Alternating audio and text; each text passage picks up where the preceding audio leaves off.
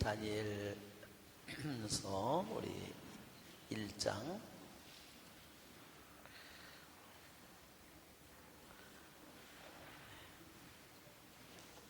지난번에 우리 많이 했죠? 1장 2절까지 나갔으니까 많이 나갔어요. 네, 성부와 성자와 성령의 이름으로 하늘에 계신 우리 아버지의 이름이 거룩히 빛나시며 아버지의 나라가 오시며 아버지의 뜻이 하늘에서와 같이 땅에서도 이루어지소서. 오늘 저희에게 일용할 양식을 주시고 저희에게 잘못한 일을 저희가 용서하오니 저희 죄를 용서하시고 저희를 유혹에 빠지지 않게 하시고 악에서 구하소서. 아멘.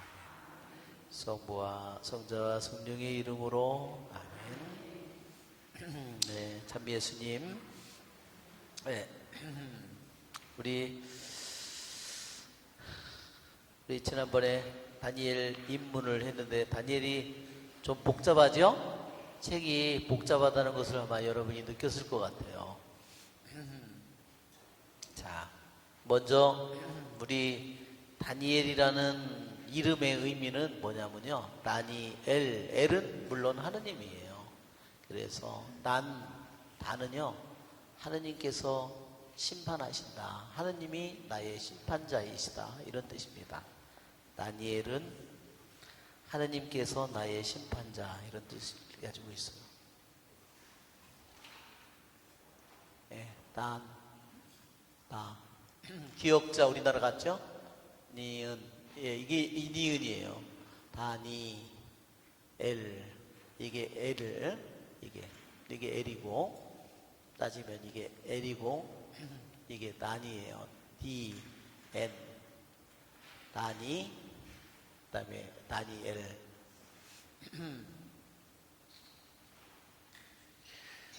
그래서 다니엘이라는 이 이름의 그가 의미하는 바는 굉장히 깊은 겁니다. 하나님께서 나의 심판자이시다.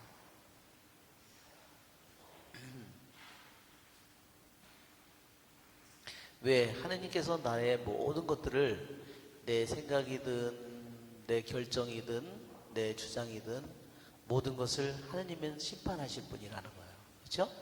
그렇게 한번 생각해 본다면, 예, 우리들이 말하나 생각하나 우리들의 주장하나 우리들이 정말로 조심해야 되겠죠?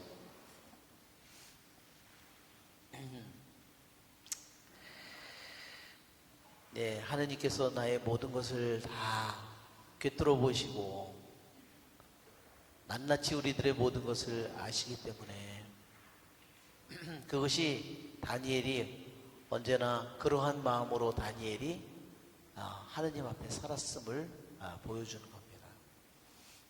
자, 오늘 우리 지난번에 1절 2절을 우리가 했는데 다시 한번 1절 2절을 읽어볼까요? 유다 임금 여호야킴의 통치 제3년에 바빌론 임금 네부카드네자르가 쳐들어와서 예루살렘을 포위하였다. 주님께서는 유다 임금 여호야킴과 하느님의 집 기물 가운데 일부를 그의 손에 넘기셨다. 네부카드네자르는 그들을 시나르 땅 자기 신의 집으로 끌고 갔다. 그리고 기물들은 자기 신의 보물 창고에 넣었다. 지난번에 이렇게 1절 2절을 했죠? 예.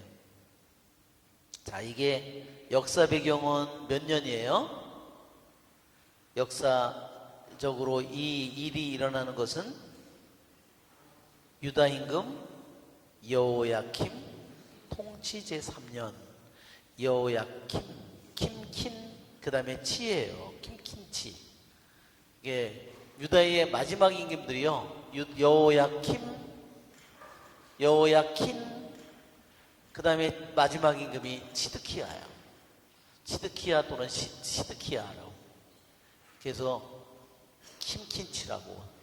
저는 유다의 마지막 임금이 여호야킴, 치드키야.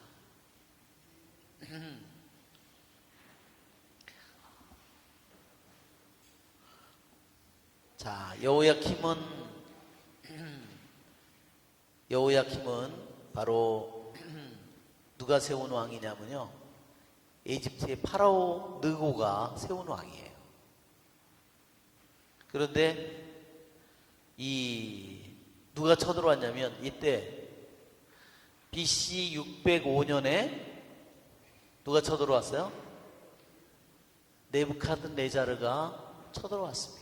그러니까 우리 지도를 보면 이때가 굉장히 이쪽 지역이 굉장히 소용돌이를 치고 있는 그러한 시대였어요. 왜냐하면 지도를 보면 맨 위에 저기를 보면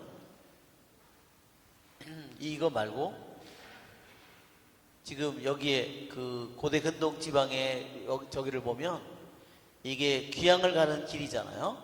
여기가 시나이 반도고, 정말 여기가 이스라엘 땅, 여기 갈릴리 호수가 조금 보이는데 여기 사해고, 이스라엘 땅이 요만큼이에요. 그런데 이 넓은 지역에서 무슨 일이 벌어지냐면, 이때 강력한 300년 동안 이 북쪽에서 이 아시리아 제국이 이 큰 힘을 가지고 이쪽 지역을 전부 다 점령했었는데, 이 아시리아가 멸망하면서 뭐가 나타나냐면 이때 바빌론 제국이 등장합니다. 아시리아는 여기에 보면 여기에 그 티그리스 강과 유프라테스 강이 나오는데, 이 티그리스 강 여기에 북쪽에 말하자면 여기에 수도가 있었어요. 강가에. 이 아시리아 제국이 멸망하고 이제 멸망할 직전이에요. 그 다음에 네부카드네자르가 바빌론은 이 티그리스 강과 유프라테스 강 여기에 요 바빌론에서 말하자면 나라를 강대하게 만들어서 이제 이 바빌론이 아시리아 제국과 이 에집트의 이 두 나라를 연합군을 전쟁에서 꺾어요.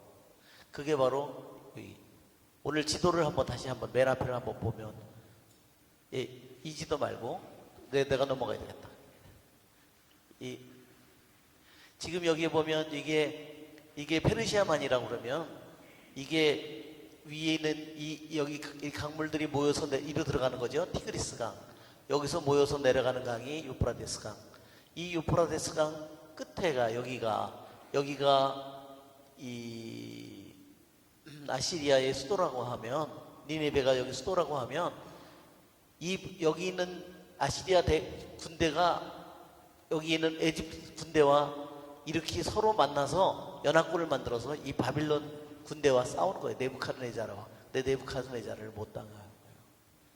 그래서 605년 여기 BC에 바빌론 임금이 칼케미스 전투에서 결국은 이 아시리아와 에집트의 대군을 물리치고 그 다음에 승리를 했기 때문에 이제는 나머지 나라들을, 조그만 나라들을 점령하러 내려왔는데 그게 바로 이스라엘입니다. 그래서 이때 말하자면 왕족인 다니엘이 이때 포로로 끌려가는 겁니다. 그게 바로 귀향, 첫 번째 귀향이라고 그랬죠. 두 번째 귀향은 약 만 명 정도, 세 번째 귀향은 뭐 몇만 명이 되겠죠, 적어도. 세 번째 귀향에서는 싹 다, 거의 다 붙들려 가는 겁니다. 이게 다니엘의 역사적인 배경이에요. 다니엘이 첫 번째로 귀향을 끌려가는 겁니다.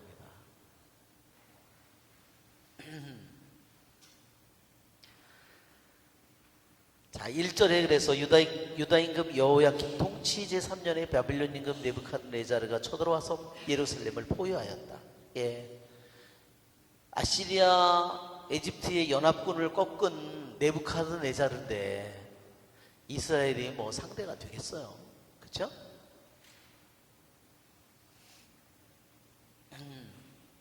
자, 그 다음에 2절에 보면 2절을 시작이 주님께서는 유다 임금 여호야킴과 하느님의 집 기물 가운데 일부를 그의 손이 넘기셨다 그랬죠? 예, 첫 번째는 세상의 눈으로 이것을 얘기한 거고, 세상의 눈으로 보면 이스라엘이 강력한 대군에 의해서, 바빌론 대군에 의해서 완전히 포위된다. 그런데 2절은 그것을, 1절은 세상의 눈으로 이스라엘이 이렇게 처참한 상태가 되었다. 강력한 바빌론 대군에게 그들이 이제 포위됐는데, 두 번째 2절에서는 이유가 뭐냐? 하느님이 힘이 없어서가 아니라는 겁니다. 뭐 때문에? 주님께서는 유다 임금 여호야김과 하느님의 집 기물 가운데 일부를 그의 손에 넘기셨다. 그러니까 2절은 뭐냐면 주님께서 그들을, 유다 임금과 유다 백성들을 네부카드네잘 손에 넘기셨다는 거예요. 하느님이 능력이 없어서가 아니라. 무슨 말인지 아시겠죠? 이것이 바로 그래서 1절은 세상의 눈으로 보는 거고 2절은 주님의 말씀이에요. 왜 그런 일이 생겼냐? 그러면 그전에도 이스라엘이 아시리아 대군 에집트에 항상 그 사이에 있었는데, 그때는 뭐 이스라엘이 굉장히 강력했기 때문에 공격을 안 받았나요? 아니죠. 마찬가지였죠. 그런데 왜 그렇게 강력한 나라들을 어떻게 버티고 살 수 있었을까? 히즈키야 왕 때 18만 대군이, 20만 대군이, 30만 대군이 자기 나라를 쳐들어와서 포위했는데 이스라엘 병력이 대단해서, 유다 병력이 대단해서 물리쳤어요? 절대 그렇지 않죠. 상황은 그 전과 별다를, 이스라엘 병력, 유다의 병력이 별다를 바 없지만, 보잘것없지만 그들이 주님께 충실히 하고 있을 때는 주님께서 그들을 어떻게 해요? 보호해 주십니다. 히즈키야 왕에게 그 랍사케와 그 사람들이 쳐들어와서 네가 뭘 믿고 까불어? 응? 아시리아 대군 그 사신들이 와가지고, 아니 니네 군대 가지고 뭘 까불어? 우리나라의 군대 앞에서 자기 나라를 구한 임금들이 어느 나라가 어디 있어? 그러면서 그렇게 했을 때 그 편지를, 모욕하는 편지를 들고 성전 안에 들어가서 기도하잖아요. 그죠? 그러니까 이사야 예언자에서 응답이 옵니다. 뭐라 그러죠? 그들은 이 성에 활도 쏘지 못하고, 그렇죠? 이 성을 쳐들어올 공격 망루도 만들지 못하고, 그렇죠? 그들은 이 성에 한 발자국도 들어오지 못할 거다. 어떻게 했어요? 그 다음날 18만 5천 명이 쳐서 죽고, 그 사내비에 그렇게 자신만만하던 왕은 어떻게 했어요? 자기 나라 신전에 돌아가서 자기 아들들에게 살해당해 죽었습니다. 자, 2절의 의미가 그런 뜻이에요. 그러니까 고대 근동에서는 전쟁을 두 나라가 했는데, 전쟁에 진 이유는 뭐냐면 전쟁에 이긴 나라보다 그 나라의 신이 힘이 약하기 때문이라고 믿었어요. 여기서 이스라엘의 하느님이 결코 힘이 약해서가 아니라 너희들이 스스로 계약을 어겼기 때문에 하느님께서 너희를 보호하는 손을 치워버리고 이제 그들에게 너를 넘겨줬다. 자, 넘겨준 것 중에 하나는 뭐냐면 하느님의 집 기물. 이게 뭐죠? 성전에서 사용되는 성장이에요. 말하자면 대사제들이 말하자면 거기다 분향하는 거, 그 다음에 포도주를 봉헌하는 거, 금그릇들, 금잔들, 은잔들, 이런 기물들을, 성전에서 사용되는 성물들을 바로 어디로 갔어요? 그 성물이 적의 신전에 가서 바쳐진 거예요.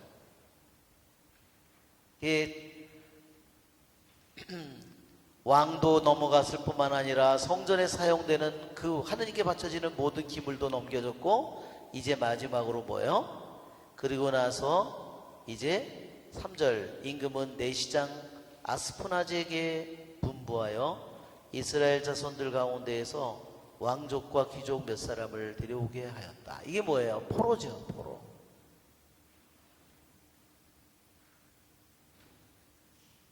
그들은 아무런 흠도 없이 잘생기고 온갖 지혜를 갖추고 지식을 쌓아 이해력을 지녔을 뿐더러 왕궁에서 임금을 모실 능력이 있으며 칼데아 문학과 언어를 배울 수 있는 젊은이들이었다. 네. 여기에 칼데아가 어디냐? 칼데아, 아브라함이 처음 하느님에게 부르심을 받을 때 칼데아 우르죠? 이 똑같은 지역이에요. 칼데아. 칼데아가 어디냐면 우리 오늘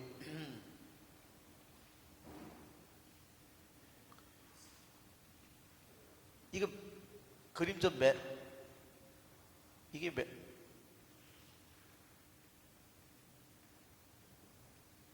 지금 여기가 지금 지도에 나오는 여기가 지금 칼데아예요. 여기 페르시아만이라고 그랬죠? 예, 여기에 티그리스 강과 유프라데스 강이 있다고 그랬는데 지금 요 두 강의 사이 메소포타미아 요 지역을 주로 칼데아 지방이라고 불러요. 그러니까 메소포타미아하고 칼데아하고 같은 지역이에요. 그런데 여기에 보면 여기에 우르라고 하는 이 지역이 바로 아브라함이 부르심을 받은 지역이에요. 고향이에요. 아브라함의 고향. 그래서 원래 이 칼데아는 뭐냐면 이 사람들이 사용하는 이 사람들이 민족이 뭐냐면요, 셈족이에요. 그러니까 아브라함이 여기서 하느님의 부르심을 받고 여기 와서 살지만 이스라엘 백성과 여기 있는 백성과 종족이 원래 뭐냐면요, 같은 종족이에요. 셈족이에요. 여기에 에집트 사람들은 함족인데 여기는 이 사람들이 떨어져 살지만 종족이 같은 종족인 거예요. 말하자면 아람어를, 그래서 이 칼데아어가 뭐냐면 아람어예요. 예수님께서 사용한 말도요, 원래 예수님이 사용하는 말은 아람어예요. 그렇죠? 엘리 뭐 이런 말들도 아람어라고 그러잖아요.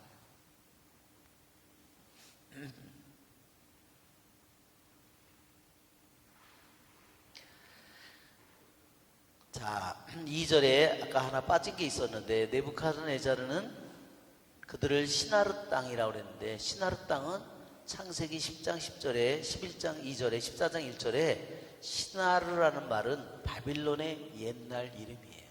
시나르. 바빌론이라는 말은 우리가 알죠? 바벨이라고 혼돈에서 나왔다 그랬죠.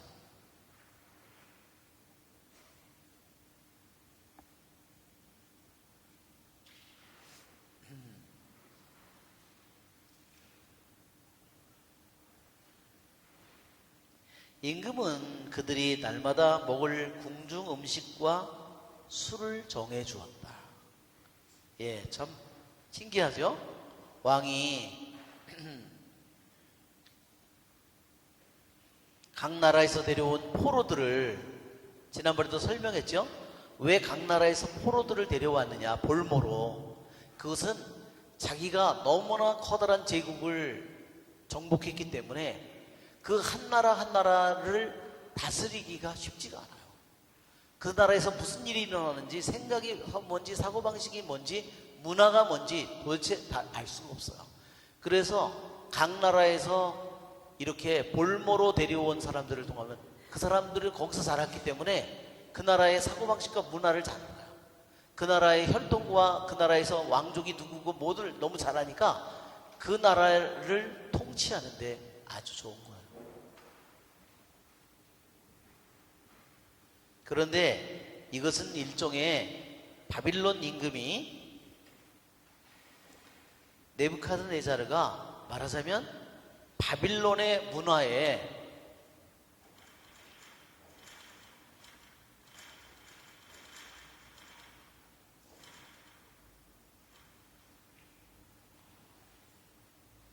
바빌론 문화를 이 사람들에게 심는 거야. 주입하는 거야. 바빌론의 사고방식을 심는 겁니다. 바빌론의 문화, 바빌론의 사고방식, 이것을 그들에게 주입하는 거야.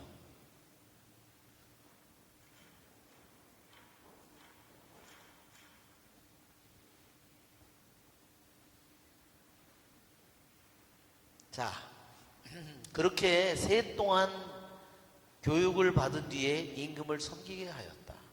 예. 그러니까 첫째로 제일 먼저 임금이 그 사람들에게 한 것이 음식이에요. 우리나라 사람들도 우리나라 음식이 정말 독특하죠? 예, 외국에 가서 10년, 20년 살았는데 입맛은 잘 안 변해요. 정말 한국 저기가 정말 지독한 것 같아요. 예.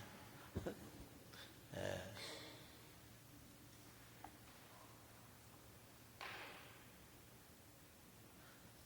20년, 30년, 40년 한국에서 사는 것보다 훨씬 더 오래 살았는데도 한국 음식을 먹고 살아요. 참 희한하죠. 말은 영어 쓰고 불어 쓰고 저기 말을 쓰는데 스페인어를 사용하고 외국말을 쓰는데 먹는 거는 김치야. 이상하죠. 정말 뿌리 깊은 것 같아요. 제가요 미국에 있을 때 이런 그 자매님을 만났어요. 그 자매님이 한국의 여자애를 입양한 거예요. 근데 이 자매님은 남편은 유대인이고, 그래서 그 자매님도 미국 사람이죠. 미국 여자죠. 그런데 아이를 못 낳아가지고 한국의 여자애를 입양한 거예요. 그 아이를 입양해서 갔는데, 어릴 때는 어려서부터 일찍 갔으니까 영어도 너무너무 잘하고 주는 대로 아이가 너무너무 잘 먹고, 그러고서 완전히 자기는 양키처럼 사는 거죠. 그러는데 점점 크니까 중학생이 되면서부터 문제가 생기기 시작했대요. 아이가 도저히 이해할 수 없는, 그래서 너무나 속을 썩이고 학교에서 계속 문제를 일으키고, 그래서 그분이 이 아이를 도대체 왜 이런 문제가 생기는지 한국에서 입양한 부모들을 찾아서 만나기 시작한 거야. 그러니까 똑같은 문제들을 가지고 있는 거야. 그때가 되면. 그래서 그렇게 한국에서 입양한 아이들을 데리고 사는 그 부모들이요, 입양 부모들이 그런 모임을 만들어 가지고요, 그래서 그 아이를, 이미 그런 부모님들 모임이 있었던 거예요. 거기에 그 아이를 데리고 갔대요. 가지고 거기를 갔는데 거기에 김치가 있었던 거예요. 그 사람은 어때요? 남편은 유대인이고 자기는 양키고 김치는 냄새도 잘 맡기 힘든데, 갑자기 그 아이가 여기 음식이 테이블에 차려져 있는데, 음식이 여기에 이렇게 차려져 있는 음식 중 한국 음식이 차려져 있었는데요, 가더니 김치를 먹는데 미치는 줄 알았어요. 그러니까 얘는 어려서 2살에 갔는지 3살에 갔는지 4살에 갔는지 모르는데 10몇 년을 그렇게 하고 사는 거잖아요. 김치를 한 번도 먹지 못하고 살았는데, 그 입양 부모들이 그 아이들 한국 음식을 만들어서 거기다 놓으면 걔들은 벌써 이미 이제 그런 걸 많이 먹었겠죠. 그랬더니 다른 부모들이 그러더래요. 우리 애도 그랬다. 너네 애만 그런 게 아니다. 처음에 왔는데 도대체 자기가 미치는 줄 알았대요. 그거를 막 퍼먹는데 믿을 수가 없어요. 참 신기하죠? 그러는데 그 아이가요, 그래서 그 아이가 뭐를 하러 한 번을 데리고 왔는데, 자기네들이 우리 한인성당이라고 자기네들이 와서 공연을 하겠대요. 공연을 해주겠대요.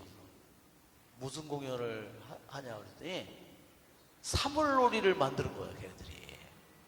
걔네들 그래서 중학생, 고등학생 이런 아이들이요, 사물놀이. 그러면서 아이들이 말하자면 자기가 누군지를 모르는 거야.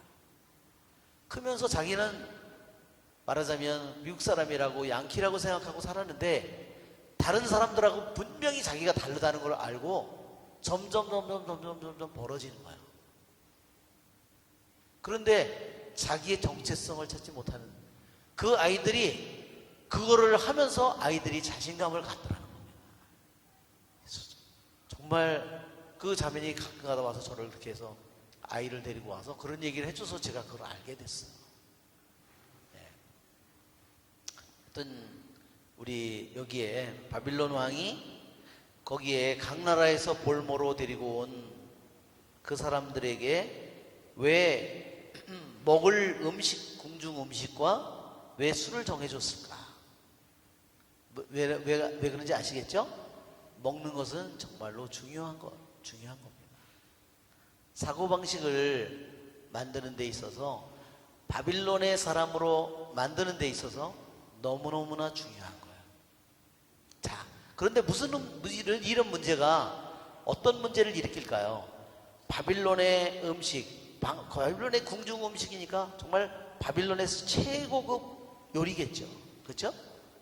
저는 뭐 바빌론의 음식이 뭐 어떤 건지는 잘 모르지만 분명히 뭐 빵은 란 같은 그런 빵을 먹을 것 같고, 그렇죠? 그런데 하여튼 바빌론의 이 뭐 고기, 뭐 양고기, 뭐 이렇게 뭐 소고기 뭐 그런 걸 먹겠죠? 그리고 바빌론의 술을, 풀은 물론 포도주입니다. 그리고 새해 동안 교육을 받게 했는데 새해 동안 물론 이들이 받는 것은 언어에 대한 교육이죠. 언어를 우선 습득해야 되니까. 그리고 여기 있는 것처럼 칼데아 문학과 언어를 아람어를 배워야 되는 거예요. 그런 뒤에 임금을 섬기게 했다. 그러니까 한편으로 보면 다니엘의 입장에서 보면 다니엘은 이때까지 어디서 살았어요? 어떤 음식을 먹고 살았어요? 유대인들의 음식을 먹었죠. 절대로 유대인들이 그 많은 음식은 어땠을까요? 절대로 먹지 않았죠. 지금도 미국에서는요, 유대인들의 음식점은 따로 있어요. 식품점도 따로 있습니다. 코셔 푸시라고.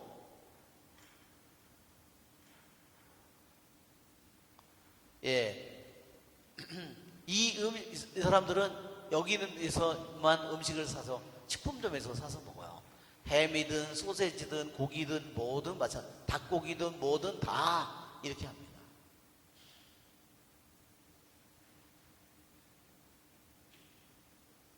그러니까 이제 다니엘의 입장에서는 정말 중요한 문제에 부딪힌 거예요.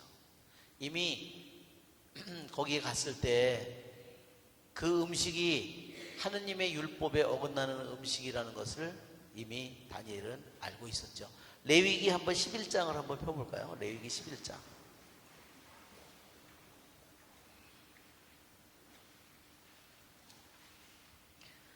레위기 11장에 보면 음식에 대한 그런 규정들이 있죠? 예, 정결한 짐승과 부정한 짐승. 부정한 짐승을 먹으면 될까요? 안 될까요? 안 되겠죠. 그러니까 이건 뭐 짐승들 중에서도 굽이 갈라지고 양이, 염소, 뭐 소, 개, 고양이 굽이 안 갈라진 게 어디 있겠어요. 그죠? 예. 그 다음에 여기에 물에 사는 것들, 물고기들, 그 다음에 하늘을 나는 새들, 그러니까 다 이 모든 것들에게 어떤 것은 부정한 짐승이고 어떤 것은 깨끗한 짐승이에요. 먹을 수 있는.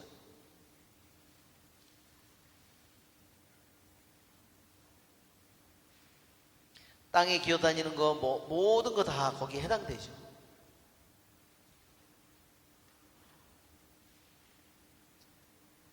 예. 끝에도 보면 11장 47절에 부정한 것과 정결한 것, 먹을 수 있는 동물과 먹을 수 없는 동물을 구별하기 위한 것이다. 그리고 피가 들은 음식을 먹어서는 안 된다 그랬죠?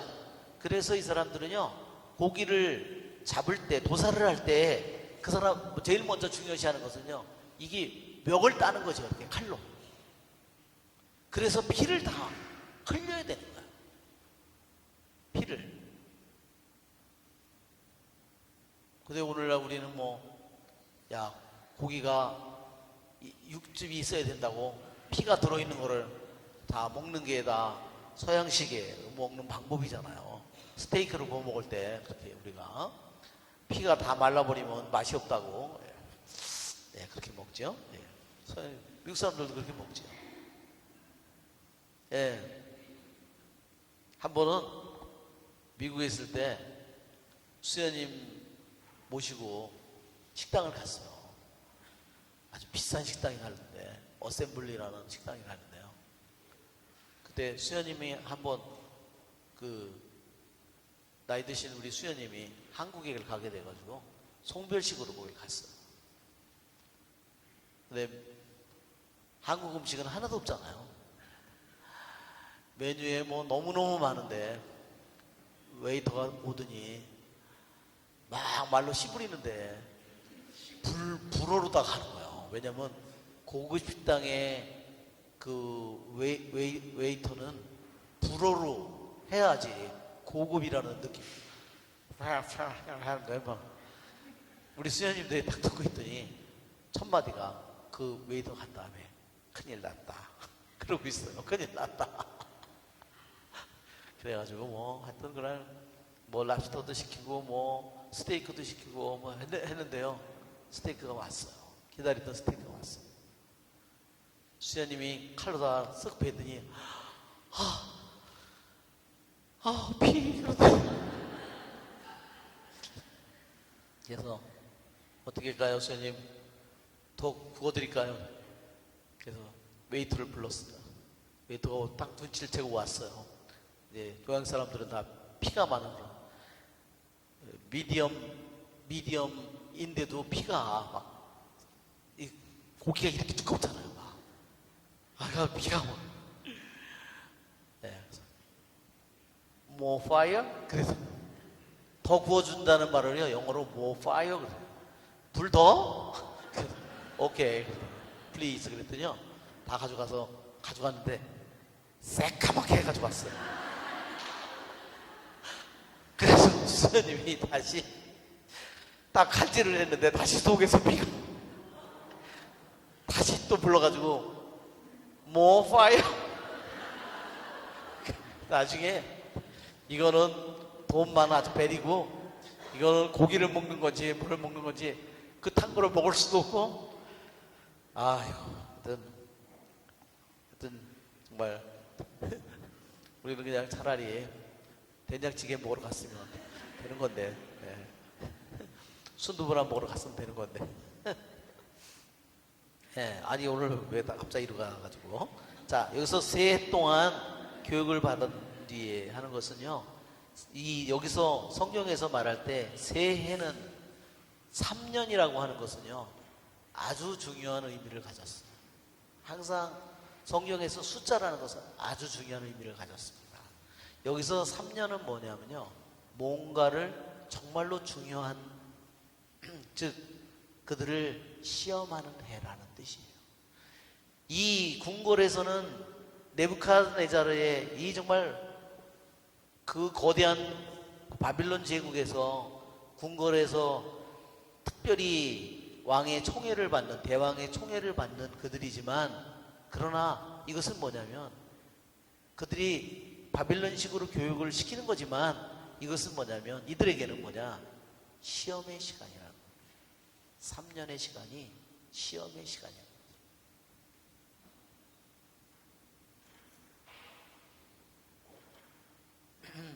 그래서 이 3년이, 3이라는 것은 하느님과 관련되어 있는 거예요. 이것은 하느님의 뜻과 관련이 되어 있는 거예요. 이것은 완전과 관련이 되어 있는 거예요. 하느님의 뜻, 즉 하느님의 완전한 뜻과 관련되어 있는 것은 뭐냐면 3년 동안에 시험을 통해서 자신이 참으로 하느님의 사람임을 드러내야 된다는 거예요. 무슨 말인지 아시겠죠? 그들이 그냥 바빌론의 식으로는, 바빌론의 왕으로는 그들을 새로운 문화를 주입시키는 거지만, 하느님의 입장에서 볼 때 이것은 뭐냐면 그들을 시험하고 있다는 거예요. 하느님께서. 그래서 하느님의 뜻이, 이것은 하느님의 뜻이라는 거예요. 3년 동안 그들이 시험을 겪는 것은 하느님의 뜻이고, 그래서 이 시험을 거쳐서 그들이 자기 안에 있는 속에 참된 것이 드러나도록, 자기가 진짜 하느님의 백성이고 하느님의 자녀인지, 아니면 쉽게 하느님의 백성이었는데 장소가 달라지고 문화가 달라지고 입장이 바뀌고 모든 것이 바뀌면 쉽게 또다시 새로운, 제가 그런 사람들 많이 봤어요. 예, 어디 가서 누구네 집에 가서 묵다 보니까 그 집에 그냥 신앙이 바뀌어버렸다. 그런 사람들 많이 봤어요. 그래서 군대 가니까 지휘관이 불교신자라서 불교신자가 됐다가, 나중에 다시 지휘관이 바뀌었는데 개신교 신자가 와서 개신교로 다시. 그럼 왜 그렇게 되겠어요? 여기 가서 잘 보이더라고, 진급하려고. 예, 그런 정말 개같이 그렇게 살면 안 되겠죠? 자, 여기서 여기 보면, 여기에 궁중 음식과 술을 정해 주었다. 그리고 임금을 섬기게 하였다. 그들 가운데 유다의 자손으로는 다니엘, 하나냐, 미사엘, 아자르야가 있었다. 4명이 다 함께 나오죠. 예, 여기서 다니엘은, 야훼는, 하느님은 나의 심판자, 하느님은 나의 판관이시다 하는 말이고, 야는 물론 야훼죠. 여기에 하나냐는, 하느님께서는 은혜로우시다 그런 말이에요. 미사엘 또는 미카엘, 그죠? 누가 하느님과 같으랴 하는 말이에요. 미사엘, 미샤, 미카, 누가 하느님과 같으랴. 아자르야는, 하느님 야훼는 나의 도움이시다. 그래서 이 아자르라는 말에서요, 우리 라자로라는 말이 여기서 나오는 겁니다. 엘라자르하고요, 라자로하고 이름이, 의미가 같은 말이에요. 아브라함의 종 엘라자르가 있죠? 왜 나의 그 며느리가 될 사람을 가서 아람에 가서 거기 가서 데려오너라고 얘기하잖아요. 그 종이 엘라자르죠. 근데 엘라자르가 다른 이름으로는요 라자로예요. 아자르. 이게 같은 말입니다. 도움이다 이런 뜻이. 자, 이 이름이 각자가 의미하는 것은 뭐예요? 그들은 다 하느님의 사람이라는 거예요. 하느님의 사람이고, 하느님을 주님으로 섬기는 사람이고, 하느님을 사랑하는 사람이, 하느님이 그들에게 전부인 사람들이에요. 다 이름이 의미하는 바는 다 그런 겁니다. 다 전부 다 야자가 들어가 있잖아요. 엘이나 야자가 들어가, 야훼나 엘, 하느님이라는 이름이 들어가 있어요. 내시장은 그들에게 다른 이름을 지어주었다. 예, 이것이 바로 그들이 포로가 된 그들의 비참한 신세를 보여주는 거예요. 이제 하느님의 이름을 가지고 있는 사람들인데 이제 뭐가 돼요? 이제 우상들의 신의 이름을 갖게 됩니다. 그래서 다니엘은 벨트사찰,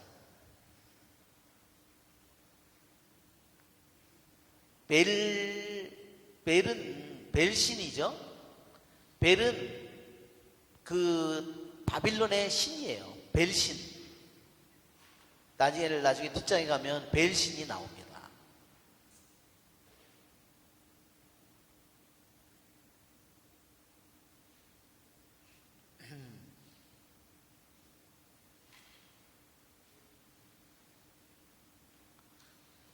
그래서 벨트사차르는 말하자면 벨신이 나를 보호해 준다는 그런 뜻이에요. 그러니까 다니엘이 좋아했을까요? 자기가 거기서는 그렇게 불리지만 절대로 그 이름을, 정말 남들은 자기 이름을 벨트사차르라고 부르지만 자기에게는 정말로 너무나 끔찍한 이름이에요. 왜? 자기는 하느님을 사랑하는 사람인데 어떻게 벨신이 자기를 보호해줘요? 그것은 바로 그들이 포로 생활을 하는 비참한 신세임을 가장 잘 보여주는 거예요. 말하자면 우상의 신의 노예가 된 그들의 모습을, 비참함을 보여주는 겁니다. 하나냐는 사드락이라고 됐어요.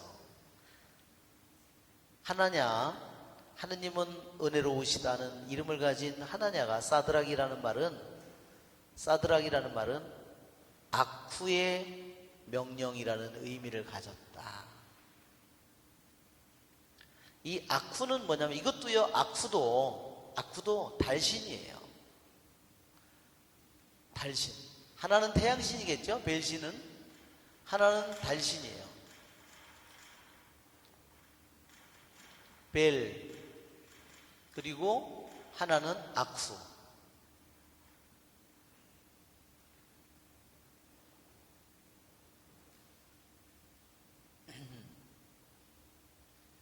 미사엘은 미카엘이라고 우리가 부르는 겁니다. 보통 미사엘, 미카엘. 누가 하느님과 같으냐? 그런데 여기는 뭐냐면 누가 아쿠와 같으냐? 그렇게 돼 있어요. 이름이. 누가 아쿠와 같으냐? 아쿠신과 같으냐 이 말이에요.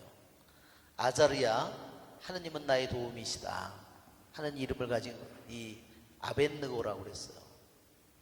예, 에벳, 그것은 아람 말이 히브리 말과 비슷하다고 그랬죠? 에벳은 종이에요. 누구의 종이냐? 느보 신의 종이라는 뜻이에요. 그러니까 이 바빌론에 수많은 신이 있는 거예요.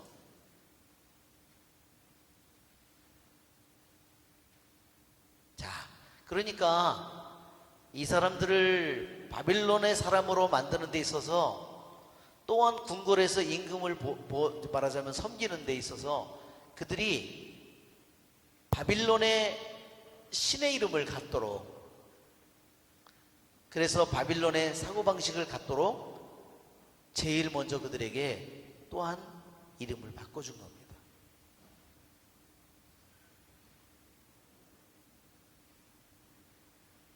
이 사람들이 이걸 막을 길이 없죠? 싫다고 이걸 안 받을 수가 없어요. 왜? 그들은 포로로, 볼모로 끌려왔기 때문이죠.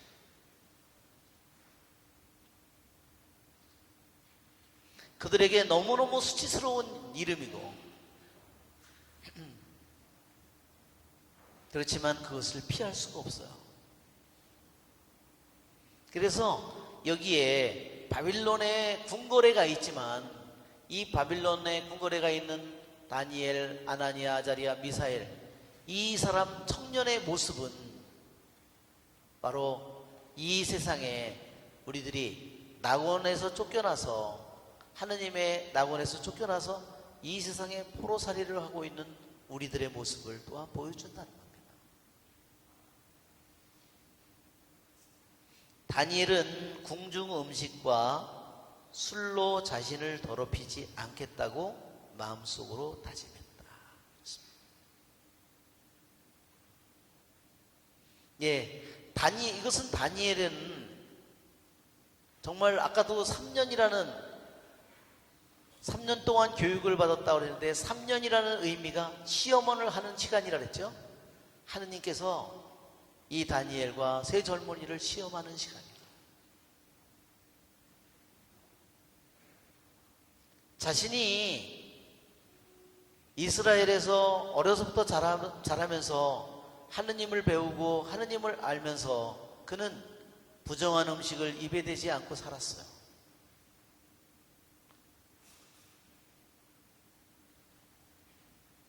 그러니까 다니엘이 귀향을 오면서 너무너무나 극도로 굶주리고 목마르고 했겠지만, 그가 부정한 음식을 먹었을까요? 안 먹었을까요? 절대로 먹지 않았을 거예요. 자기가 굶어 죽으면 죽었지 자기가 포로로 자기가 묶여서 끌려다니고 비참하게 자기가 개같이 그렇게 살지만 그는 아무리 자기가 굶어도 그는 절대로 부정한 음식을 먹지 않았을 거라. 자, 이것이 다니엘의 모습이에요. 다니엘은 그것을 나라도 잃고 가정도 다 무너지고 그렇게 멀리 타국 땅에 와서 있으면서 자기는 거기에 그냥 문화에 적응해서 다른 사람들처럼 사고방식에 그대로 따라서 이제는 나 다른 나라에 왔으니까 여기에 익숙해져야지 하면서 모든 율법과 관계없이 그가 그렇게 살 수 있었는데 그는 아무리 좋은 음식이든 최고급 술이든 그러한 것으로 먹어서 자기 자신을 더럽히지 않겠다고 마음속으로 다짐했다. 네, 이것이 이 다니엘서 1장이 우리들에게 전해주는 바가 바로 이겁니다. 이 다니엘의 이 결심이 마음속으로 한 이 다짐이요, 다니엘에게 모든 은총이 쏟아져 내리게 만드는 도구가 된 거예요.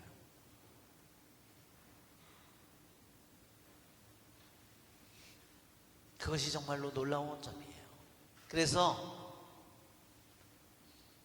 하느님은 우리들의 다짐, 우리들의 작은 결정을 너무너무나 소중하게 그것을 지켜보신다는 거예요.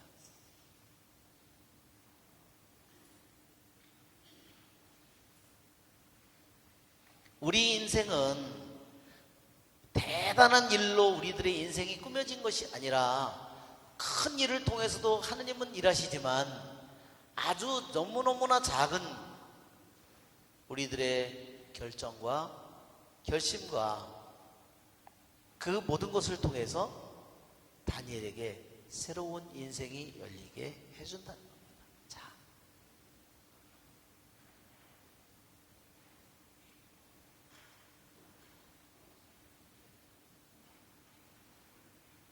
이제 뒤로 밀리지는 않네요.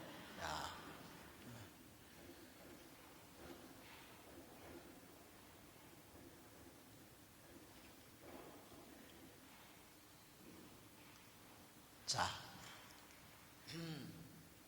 이제 다니엘에게 자기 삶을 사는 데 있어서 첫째를 선택할 수도 있고 더러운 음식을 부정한 음식을 먹지 않는다 하는 것도 할 수 있고, 부정한 음식을 남이 나라에 왔으니까 여기에 사니까 먹고 살아야지, 그렇게 둘 중에 하나를 선택할 수 있었다.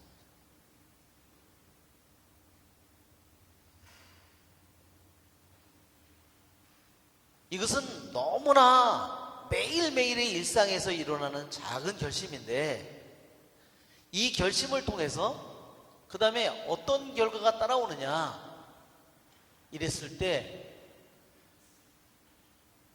하느님께서, 이것은 다니엘의 결정이에요. 여기에는 하느님의 결정이 있어요. 어떤 것을 선택하느냐에 따라서 하느님이 우리에게 주시는 결과가 다르다. 다니엘이 나중에 하늘에 있는 환시를 다 꿰뚫어 보고 그것을 할 수 있는 그 능력이 처음서부터 주어진 것이 아니라, 그가 이방인의 땅에, 부정한 땅에 왔으니까 그 나라의 음식을 먹으면서 그냥 그가 살았다면 그러한 것은 열리지 않았습니다. 하나하나 다니엘의 자그마한 결심이 누구도 신경 쓰지 않는, 그러나 다니엘은 하느님만이 나의 판관이시다, 하느님이 나를 바라보고 계시다. 그게 다니엘에게는 가장 중요한 문제라. 네부갓네살보다 다니엘에게 더 중요한 것은 하느님이지 네부갓네살가 아니에요. 그게 다니엘의 영혼이라는 겁니다. 그래서 다니엘의 이러한 결정이 하느님께서 다니엘에게 새로운 더 좋은 것들을 열어준 거예요. 그것이 바로 끊임없이 자기에게 새로운 문이 열려준, 말하자면 이런 길로 가면은 점점 어떻게 됐을까요? 다른 문이 자기에게 열릴 거라는 거죠.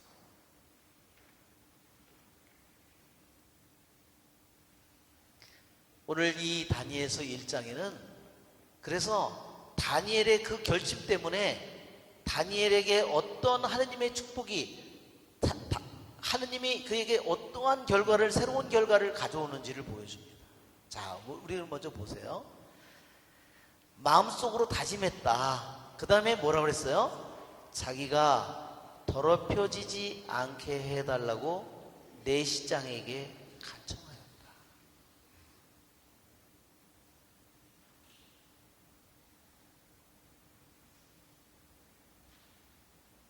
자, 첫째로는 자기에게 음식을 제공하고 음식을 먹고 안 먹고 그것을 지켜보고 있는 사람이 내시장이에요. 그러니까 먼저 내시장에게 다니엘이 간청을 했어요. 부정한 음식을, 율법에 따라서 내가 부정한 음식을 여기서 있지만 부정한 음식을 먹지 않을 수 있게 해달라고, 부정하지 않은 깨끗한 음식을 먹고 제가 견딜 테니까 음식을 먹게 해달라고 첫째 그가 간청했어요. 그런데 어떻게 했어요? 하느님께서는 다니엘이 내시장에게 호의와 동정을 받도록 해주셨다. 내시장이, 아니 이 자식이 미쳤나 이게, 임금이, 대왕님이 말했는데 네가 지금 어디 와서, 지금 어느 나라에 와서 지금 네가 한마디로 거절할 수 있는 일인데 어땠어요? 하느님께서는 내시장에게 호의와 동정을 받도록 해주셨다. 여기에 호의라는 말은요, 이게 뭐냐면 헷셋이에요. 헷셋. 그건 뭐냐면요, 헷셋이라는 말은 헷셋,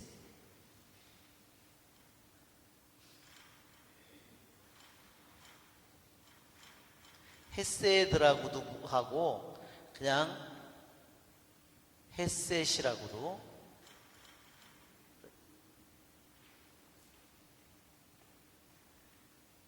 이것은요, 이 단어는 정말 룻기에서 정말로 많이 나오는 단어예요. 헷셋은 뭐냐면요, 하느님과 이스라엘 백성 사이에 하느님이 이스라엘 백성에게 내리는 자비, 그리고 이스라엘 백성이 하느님에 대해서 갖는 충실한 사랑, 이 두 가지를요 헷셋이라고 불러요. 하느님 편의 헷셋은 하느님이 그들에 대한 변함없는, 하느님께서 이스라엘 백성에게 대해서 변함없는 사랑, 그리고 이스라엘 백성이 하느님에 대해서 가진 변함없는 하느님에 대한 사랑과 효성, 충실, 이 두 가지를 헷셋이라고 해요. 그러니까 헷셋이라는 말은 뭐냐면요, 계약이에요. 즉 여기서 뭐 하느님께서는 내시장에게 호의를 받도록 했다고 그랬죠? 하느님께서 내려주신 거예요. 내시장이 해준 것 같은데 내시장은요 그걸 할 능력이 없어요. 왜? 내시장이 다니엘이 그렇게 요청을 해서 다니엘에게 허락을 해줘. 자기가 그럼 누구의 명령을 어겨야 돼? 네부갓네살의 명령을 자기가 어겨야 되죠. 그러면 어떻게 되냐면 자기의 머리가 날아가는 거예요. 어떻게 돼요? 그냥 죽는 거예요. 그러니까 이것은 내시장이 자기 멋대로 결정할 수 있는 문제가 아니라는 겁니다. 그렇죠? 그러니까 여기서 뭐라 그래요? 바로 주님께서 다니엘이 내시장에게 호의와 동정을 받도록 해줬다. 내시장이 호의와 동정을 베푼 것은 자기의 권능으로 될 수 있는 일이 아니에요.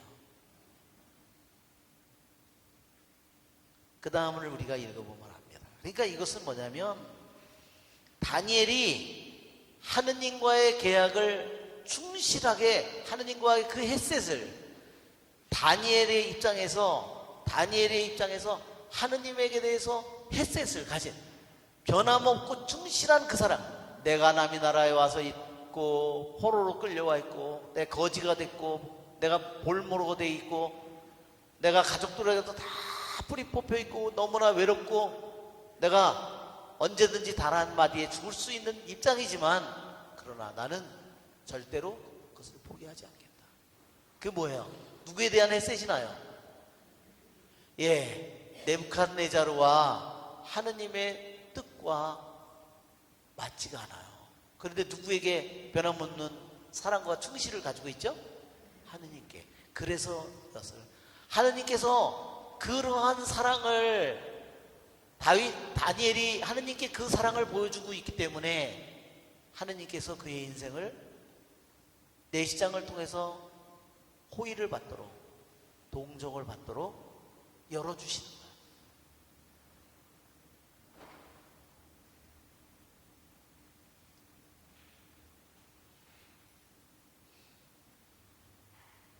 그 다음에 계속해서 열립니다. 그 다음에 우리가 보면 내시장이 말하죠. 10절에 나는 내 주군이신 임금님이 두렵다. 그분이 먹을 것과 마실 것을 정하셨는데 너희 얼굴이 너희 또래의 젊은이보다 못한 것을 보시게 되면 너희 때문에 임금님 앞에서 내 머리가 위태로워진다. 직무 해제가 아니에요. 그냥 사형이에요. 왜? 임금의 명령을 어겼기 때문에. 그러니까 다니엘이 요청한 것이 자기에게도 위험할 뿐만 아니라 내시장에게도 위험한 일이고 내시장이 그거를 자기 입장에서 권한으로 줄 수 있는 일이 아니에요.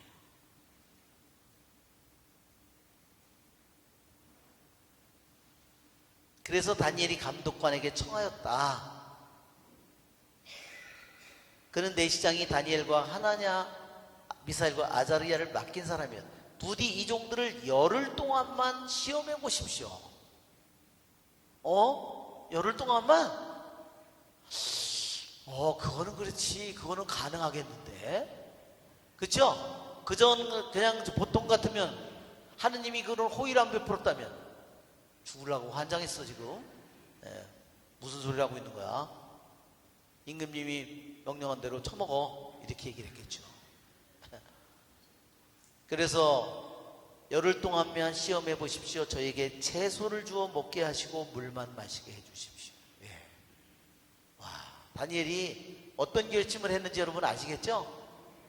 절대로 이 나라에서는 코셔풋을 하느님께서 유대인들에게 매려준 잘 피를 뺀 도살된 고기를 절대로 먹지 못할 때니까 어때요? 영원히 고기를 먹지 않기로 결심한 거예요. 그 사람들 맨날 뭐 먹고 살아요? 양고기, 염소고기 맨날 그거 먹고 사는 사람들이잖아요. 그죠?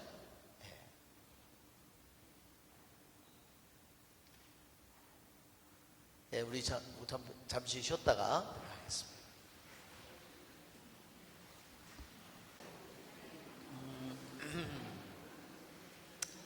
네, 12절에 부디 이 종들을 열흘 동안만 시험해 보십시오. 그랬죠?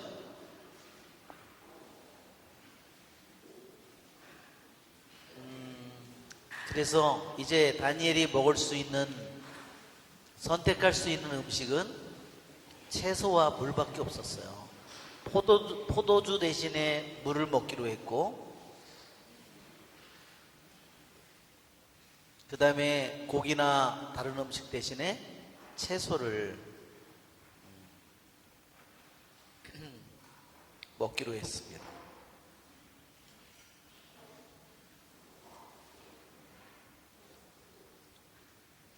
자, 열흘 동안만 시험해 보라고 그랬어요. 그런 뒤에 궁중 음식을 먹는 젊은이들과 저희 용모를 비교해 보시고 이 종들을 좋으실 대로 하십시오. 감독관은 그 말대로 열흘 동안 그들을 시험해 보았다. 열흘 동안 시험해 보면 어떻게 됐을까요?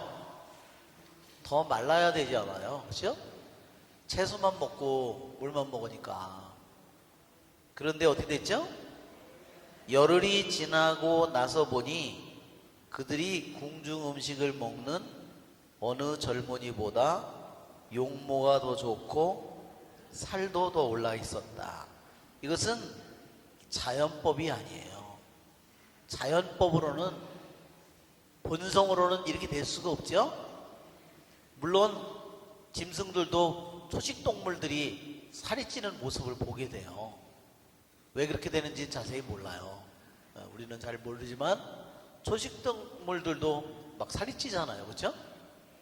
그런데 이것은 열흘 동안 채소와 물을 먹은 그들이 용모도 더 좋고 혈색은 더 좋아질 수 있어요.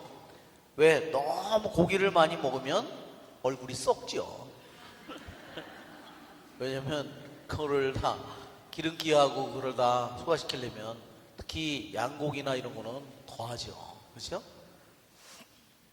예, 살도 더 올랐다. 이것은 뭐냐면요, 은총의 작용이라는 겁니다. 아까 우리가 여기 나온 것처럼 다니엘이 자기 자신을 더럽히지 않겠다고 마음을 그렇게 다짐을 한 순간에 이미 하느님의 은총이 그들에게 작용을 해서 그들에게 내시장도 동정과 호의를 베풀게 되고, 내시장도 어때요?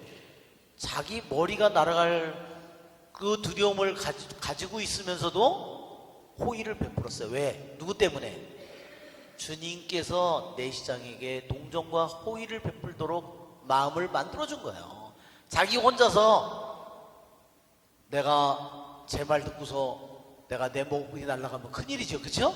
그거는 그렇게 결정할 수 없는 일이에요. 그러니까 주님께서 내시장에게 그런 마음을 주었기 때문에 주님이 그렇게 움직여줬다는 거죠. 첫 번째로 나온 게 다니엘이 그런 마음을 먹었을 때, 그런 결심을 했을 때 하느님의 은총이 작용하고 있는 것을, 내시장을 통해서 작용하는 것을 하나 보여줬고, 그렇게 위험한데도 또한 시험해보라고 했을 때, 시험을 했을 때도 분명히 다른 젊은이보다 더 살이 찌거나 혈색이 좋을 것 같지는 않은데 이렇게 살이 더 찌고 했다는 것은, 풀만 먹어서 살이 쪘다는 것은 무엇든지, 우리 인간적으로는 이렇게 생각되지 않지만 이것은 본성의 작용이 아니라 하느님의 은총이라는 것, 하느님의 힘이라는 것을 여기서 우리들이 알게 됩니다. 이것은 기적이다 그랬어요. 교부들도. 이것은 이유가 뭐냐? 음식 때문이 아니라 하느님의 축복과 하느님의 호의 때문에 그랬다 그랬어요.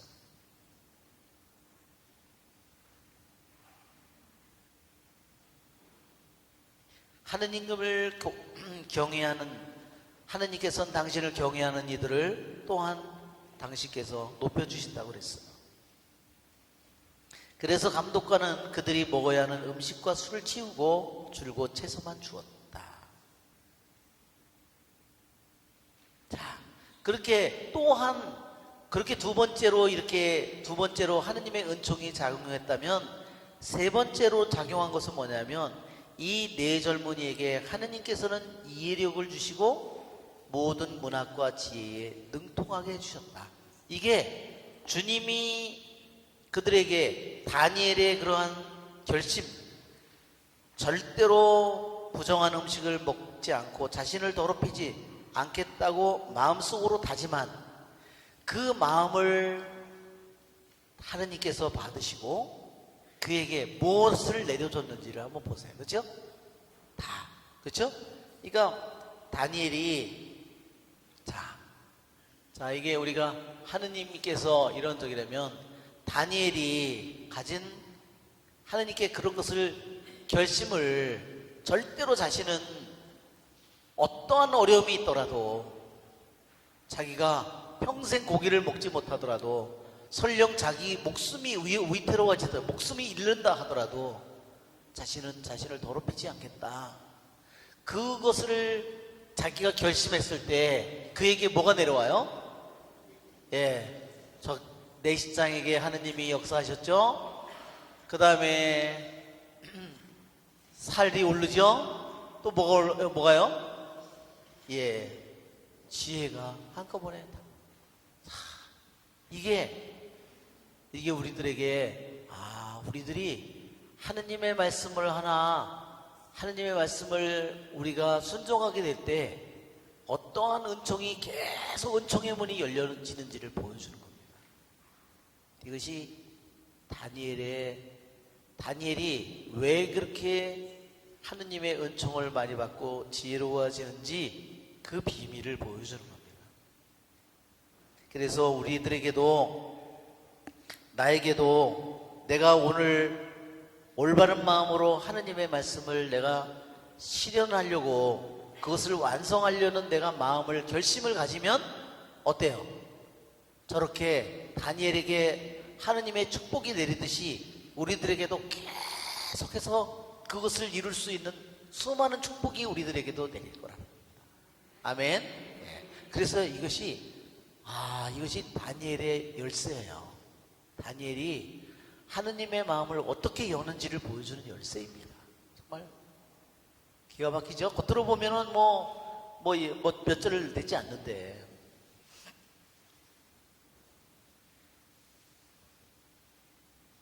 근데 다니엘의 그러한 상황은 어때요? 상황은 너무너무 안 좋은 상황이에요.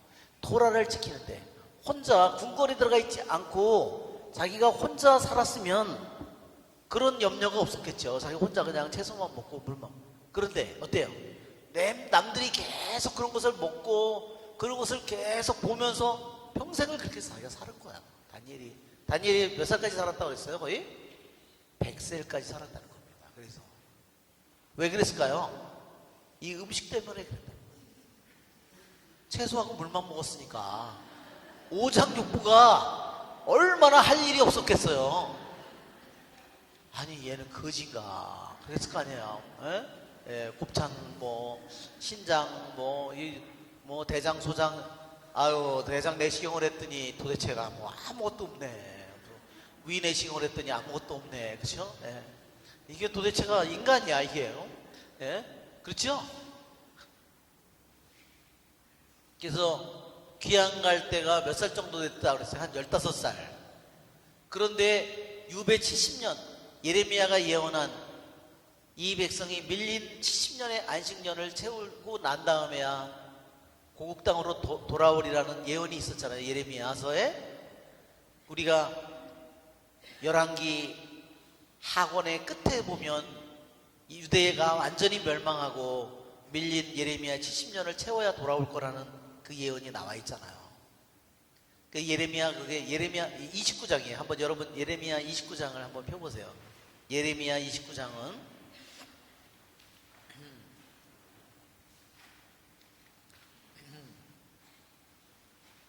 정말 예레미야의 이 예언은 너무나 놀라운 겁니다.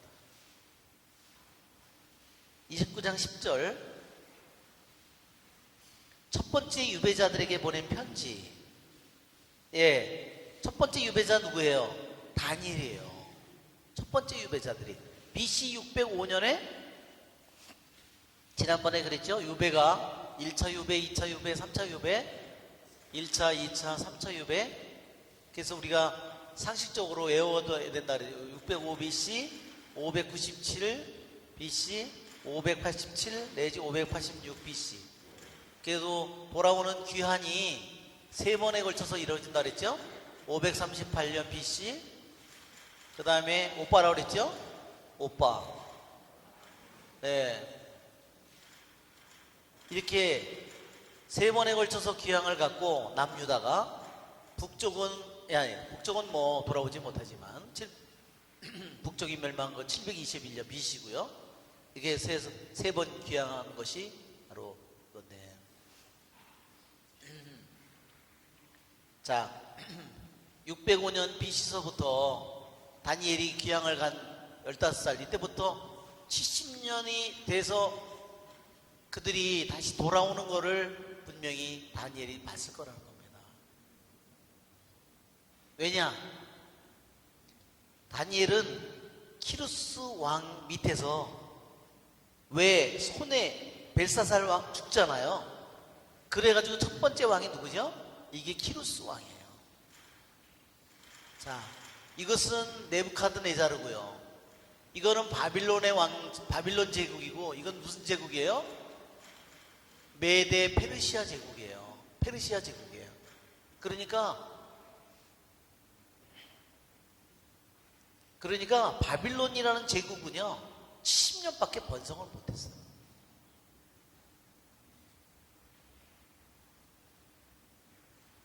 (70년) 동안밖에, 그 다음에 70년 후에 멸망한 거예요. 70년 조금 더 되겠죠. 왜냐하면 정복하는 기간이 있으니까 605 BC 이전에 그들이 나라를 점점 키워가면서 정복했으니까 약 100년 번성했겠지만, 다니엘이 귀향가는 바빌론이 결정적으로 승리하는 이것에서부터 바빌론이 멸망해서 페르시아가 일어나는 첫 번째 대왕 키루스 대왕, 키루스 밑에서 다니엘이 있었다는 겁니다. 바빌론의 최고의 재상이, 말하자면 메데 페르시아 제국이 일어섰을 때 최고의 높은 자리에 다니엘이, 왜? 그 나라를 자문하는 가장 중요한 역할을 한 거예요, 다니엘이.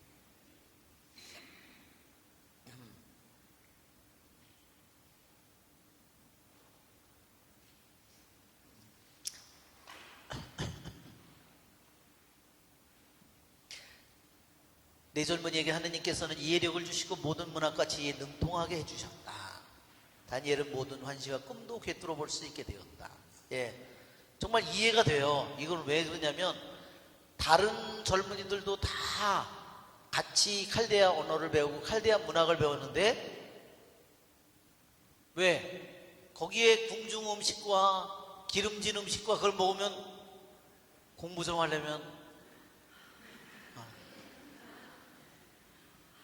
정신이 말짱하려면 또 점심 먹어야지, 또 포도주 한 잔 먹어야지, 좀 공부 좀 하려고 그러면 다시 또 몽롱해졌다가 다시. 그런데 다니엘은 어때요? 새 젊은이는 채소만 먹었으니 정신이 말똥말똥할 수밖에. 그죠? 그렇게 누구도 못 따라오는 이유가 여기에 있죠. 젊은이들을 데려오도록 임금이 정한 때가 되자 내시장은 그들을 네부카드네자르 앞으로 데려갔다.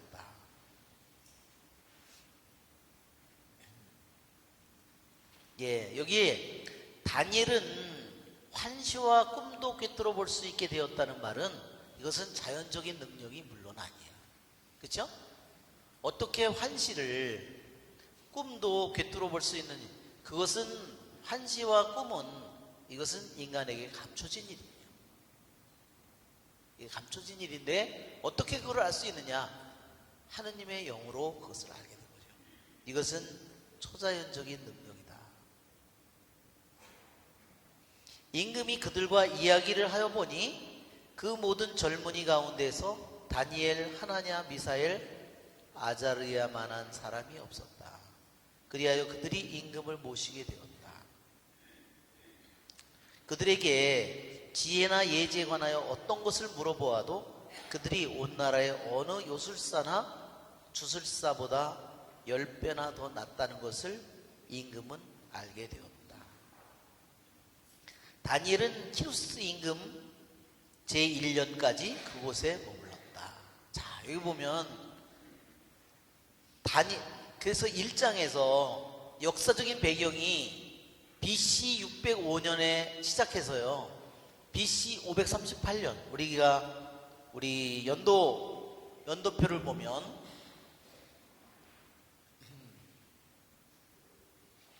자, 우리 지난번에 그 한글 저기 있었죠?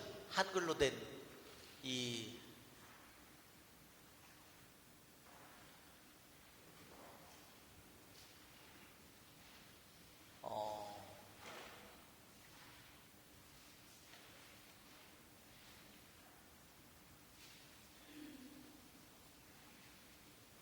이거 아니고 저기 W로 돼 있는 거 한번 찾아보세요. W로 된 거. W로 더 위에 있을 거예요 아마. 다시 여러분, 예, 거기 W로 된 거.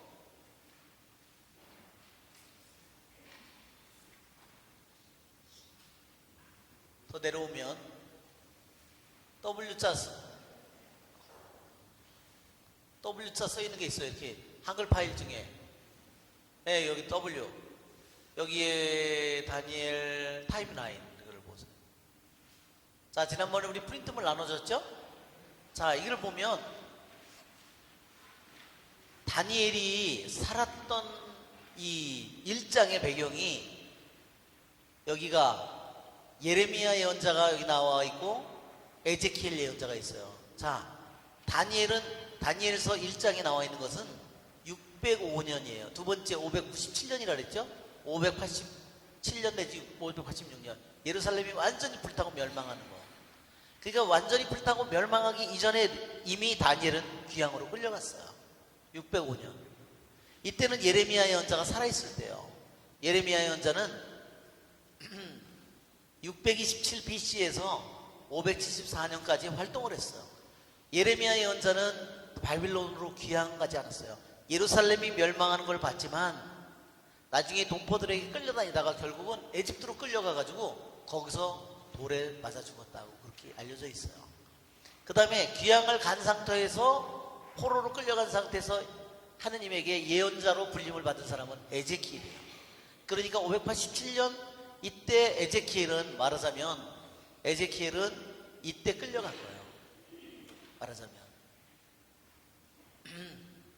그 다음에 여기에 다니엘은 605년 BC서부터 한 15살 정도에 가서 밀린 한 10년, 70년을 다 채울 때까지 있다가 여기에 보면 538년, 여기가 535년으로 돼 있죠?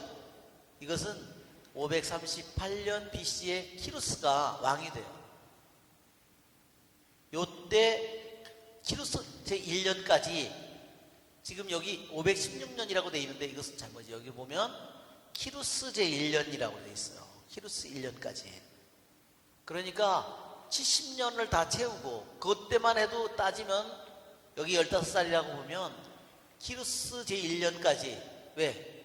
그때 너 내 고향으로 돌아가도 좋다. 가서 성전을 지어라 했으니까 70년이 지나고 돌아가서 성전을 짓기 시작했으니까 그것만 따져도 이때 다니엘의 나이가 85이라는 겁니다. 그러니까 이 다니엘 1장의 배경이 언제부터 언제인가를 우리에게 느끼게 해줍니다. 그러니까 다니엘은 바빌론의 중요한 역사 저기를 다 거기서 궁궐에서 여러 왕을 섬기면서 바빌론의 첫째 임금까지 섬길 때까지 살은 거야.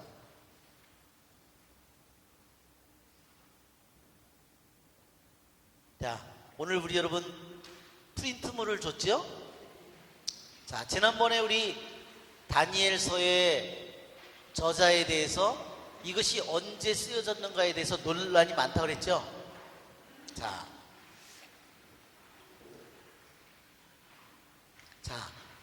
여기에 오늘 프린트물이 있으니까 여러분이 이것을 읽어보면 더 이 내용이 뭔지를 더 여러분이 쉽게 이해할 거예요. 한번 같이 읽어볼까요? 다니엘서를 해석한 초기 교회 저술가들은 화자 부분과 다니엘서 후반부의 환시들이 예레미야 시대에 태어나 바빌론에서 유배 생활을 한 유다인 한 사람의 작품이라고 추정했다. 예, 다시 한번 제가 설명하면 다니엘서는 1장부터 6장까지가 말하자면 이야기 부분이에요. 설화 부분이에요. 학가다라고 그랬죠 지난번에? 교훈적인 이야기를 담고 있다 그랬어요. 사람들에게 교훈을 주는 그런 이야기를. 그렇지만 후반부 7장서부터 끝까지는 바로 주로 뭐예요?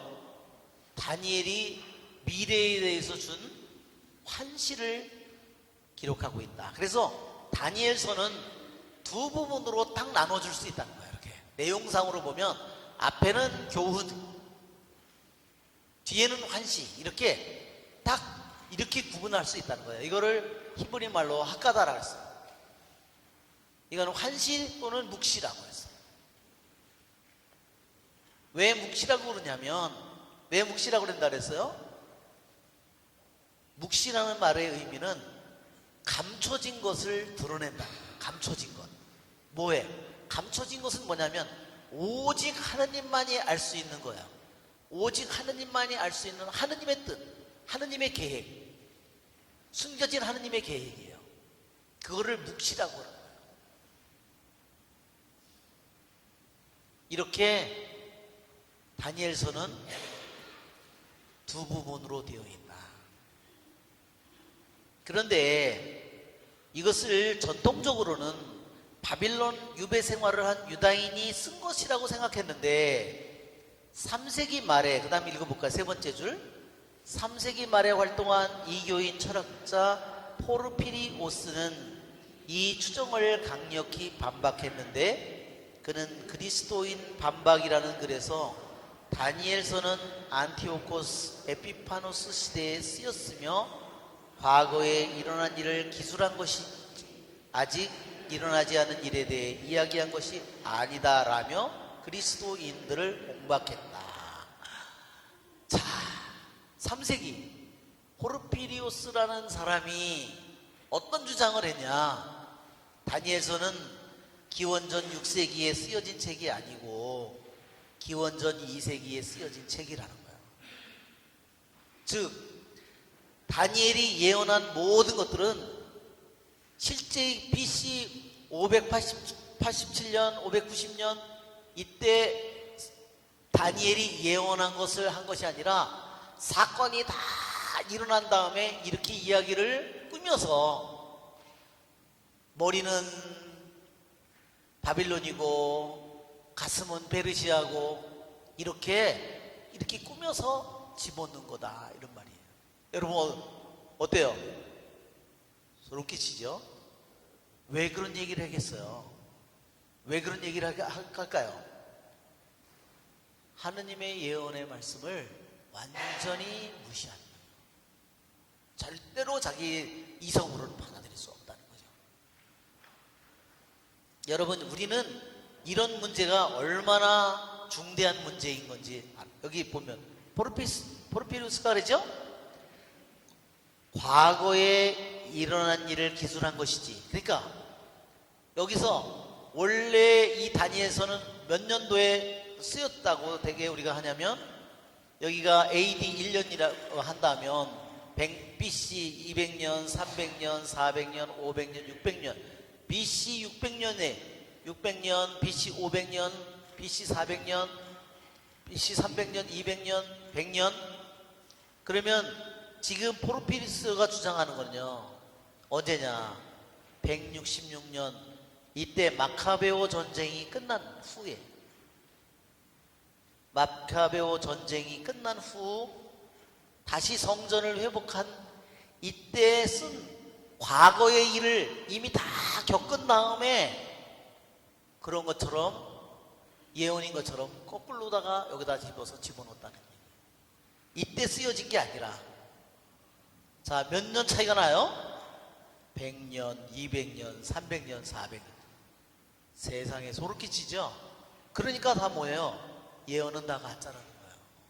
이 논리를 따지면 무슨 말인지 아시겠죠? 네. 이것이 성경을 공부하는 학자들 중에서 이런 것을 그냥 믿는 거예요. 그게 더 논리적이고 더 이성적이라는 거예요. 여러분 어떻게 생각하세요? 그러면 포르피리우스처럼 사건이 다 지나고 난 다음에 이때 이런 얘기를 만들어서 실제로 다니엘이 미래 거를 다 미래에 일어날 일들을 다 바빌론, 바빌론 다음에 페르시아 다음에 이런 모든 일이 일어날 거를 본 것이 아니라 이 사건들이 다 시대가 지난 후에 바빌론, 페르시아, 마케도니아 다 지난 후에 그렇게 실제로 한 것처럼 예언한 것처럼 말하자면 꾸며서 집어넣었다는 거예요. 무슨 말인지 알겠죠? 이야, 정말 성경에 얼마나 많은 예언들이 있는데 정말 그래서 지난번에 예로 그랬죠? 고레스가 페르시아의 임금이 될 거라는 것이 어디 예언서에 나와 있다 그랬어요? 이사야서에 이미 나와 있다 그랬어요. 이사야서에 이미 지난번에 44장 이사야 44장 읽었잖아요. 44장 45장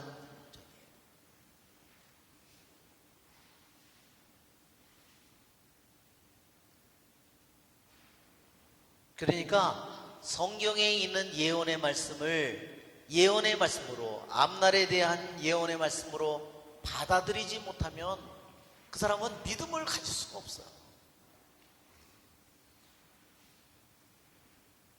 일례로 또 한 가지는요, 요세푸스가 그렇게 얘기했어요. 요세푸스가 역사 기록에서 거기 기록에서 요세푸스가 뭐라고 얘기했냐면 알렉산더 대왕이 그리스로부터 전쟁을 시작해서 인도까지 점령했잖아요.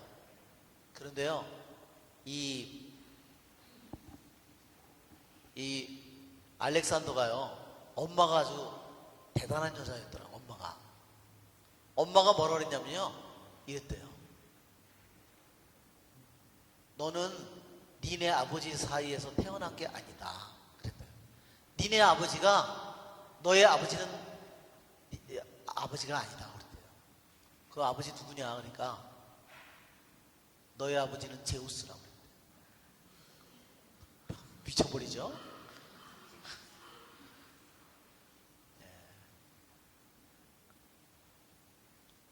아주 대단한 여자예요.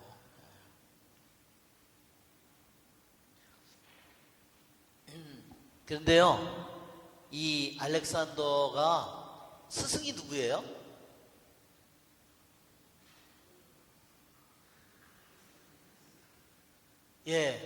아리스토텔레스가 스승이에요. 그러니 우리가 그리스의 유명한 세 철학자 있잖아요. 플라톤, 소크라테스, 플라톤, 아리스토텔레스. 근데 이 아리스토텔레스에게서 알렉산더가 배운 거예요. 스승이에요, 아리스토텔레스가. 그런데요, 아리스토텔레스가 뭐를 가르쳤냐면요, 알렉산더한테 히브리어를 가르쳤다는 거예요. 너무 놀랍죠? 그래서 알렉산더가 히브리어를 알고 있었다는 거예요. 그리스에 사는데 히브리어를 알고 있었다는 거예요. 그러면 히브리어를 알고 있으니까 뭐를 알고 있었을까요? 성경을 알고 있었다는 겁니다, 말하자면. 그래서 알렉산더가 이 예루살렘을 정복해서요, 거기 말하자면 팔레스타인 그 지역들을 이 지역들을 말하자면 시돈 지방이 티로 지방이니 그런 데를 점령하고 내려오면서요, 완전히 다 불살르고 황폐화시켰는데 예루살렘 성전에 왔을 때 그 당시 대사제가요, 두루마리를 줬다요. 누구의 두루마리를 줬을까요? 다니엘의 두루마리를 준 겁니다. 다니엘의 두루마리를 읽으니까 뭐가 나왔어요?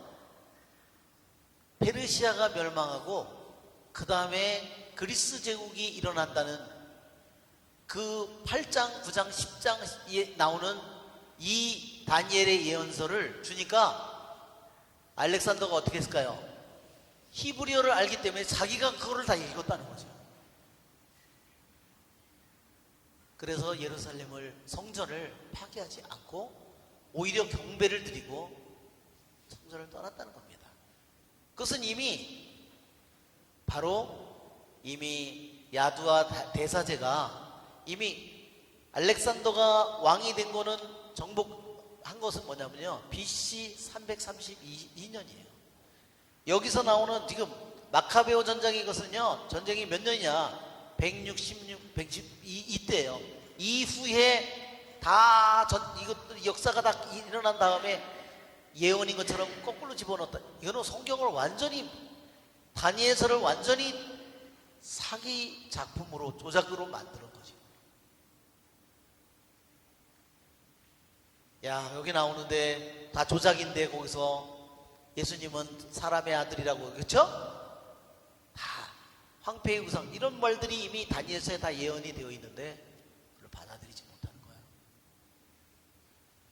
예, 알렉산더가 바로 그리스가 페르시아를 쳐부숴서 승리한 해가 332년인데 벌써 이것만 따져도 150년의 차이가 나는 거예요.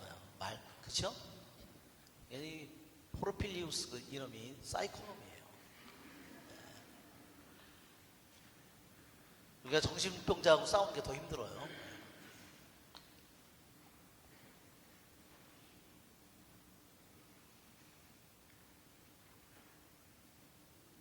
예, 성경에는 정말 우리 성경에서 예언이 전체 성경 내용 중에서 20%가 예언의 말씀이라고 그랬어요. 그렇죠? 여러분, 우리가 성경에 얼마나 예언의 말이 많아요. 그렇죠?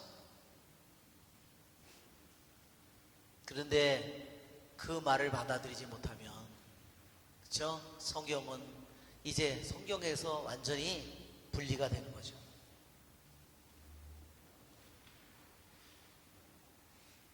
그래서 그 나머지 내용은 여러분들이 더 읽어보면 더 무슨 말인지, 그걸로 인해서 얼마나 많은 문제들이 생겼는지, 그래서 바로 예수님께서도 다니엘을 예언자라고 그렇게 부른다는 겁니다. 자, 이제는 우리들이 그 다니엘서 1장은 굉장히 짧지만, 다니엘이 가진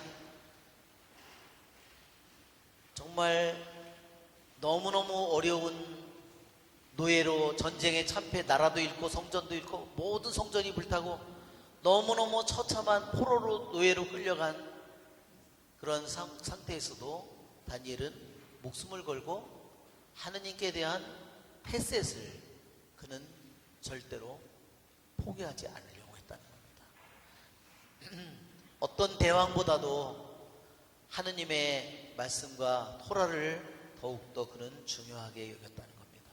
그러한 마음의 그의 결심이 그에게 하느님의 은총을, 하느님의 햇셋을 열어 계속 그것을 불러오는 겁니다.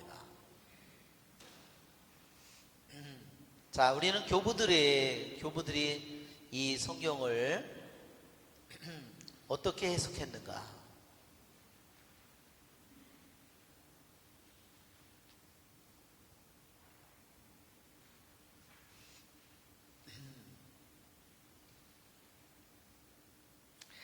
예, 우리 교부들은 그랬어요.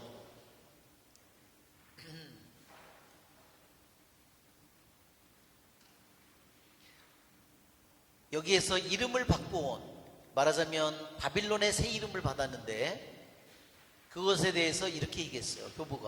교부들이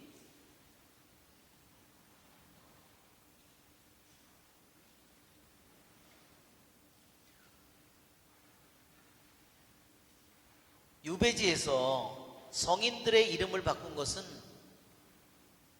이 페르시아만이 아니다. 에집트의 파라오도 요셉을 차프낫 파네아라고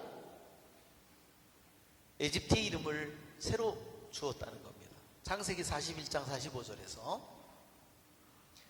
왜냐? 유배지에서 그들이 유대인의 이름으로 불리는 것을 아무도 원치 않았기 때문입니다. 그랬어요. 그러니까 유배지에서, 말하자면 거룩하지 않은 땅에서, 더러운 땅에서, 부정한 땅에서 하느님의 이름으로 자기들이 불리는 것 자체가 하느님의 이름을 모독하는 거예요.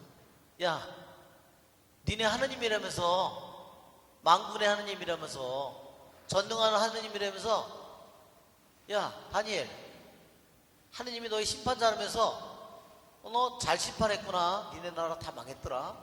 성전도 다 무너졌더라. 다 뭐가 돼요? 다 놀림거리가 됐다는 거죠. 하느님이 너의 도움이라고? 그래. 그래서 네 나라가 망했구나.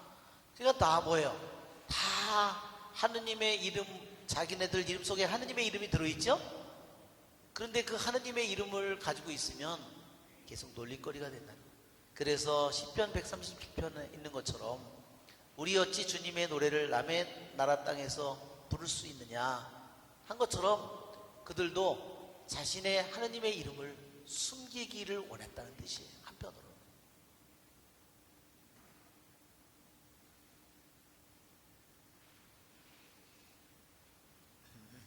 우리가 지난번에도 우리 에스겔기를 읽어보면 모르도카이가 그 에스겔에게 너가 유대인이라는 것을 절대 밝히지 말라 그러죠? 그리고 내가 양아버지라는 것도 밝히지 않은 거예요. 왕비가 됐는데도 왕비 즉위식에 갔을까요? 안 갔을까요?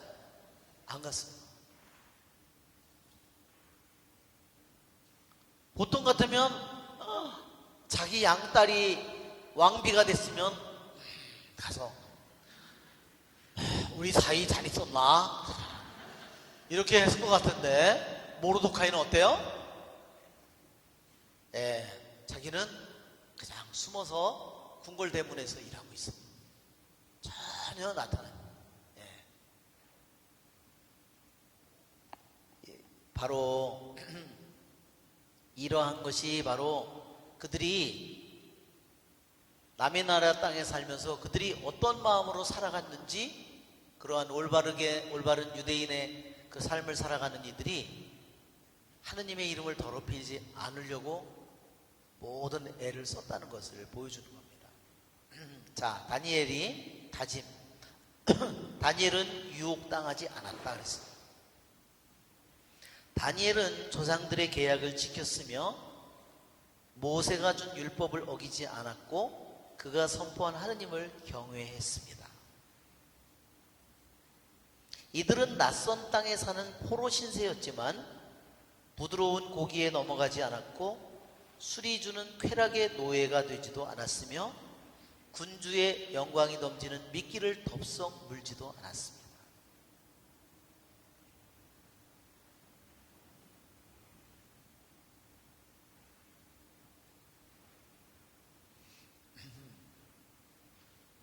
즉, 이 다니엘이 정말 그 부정한 음식으로 자신을 더럽히지 않겠다고 한 이 결심은 정말 보통의 결심이 아니에요.